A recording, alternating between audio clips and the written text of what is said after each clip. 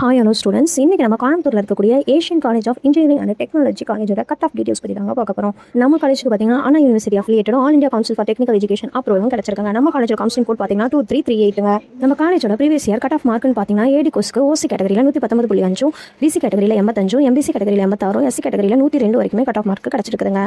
PM கோர்ஸுக்கு ஓசி கேட்டகரியில் பார்த்தீங்கன்னா 119.5, PC கேட்டகரியில் 92, எஸ்சி கேட்டகரியில் 101.5, எஸ்சிஏ கேட்டகரியில் 96.5 வரைக்குமே கட் ஆஃப் மார்க் கிடச்சிருக்குதுங்க.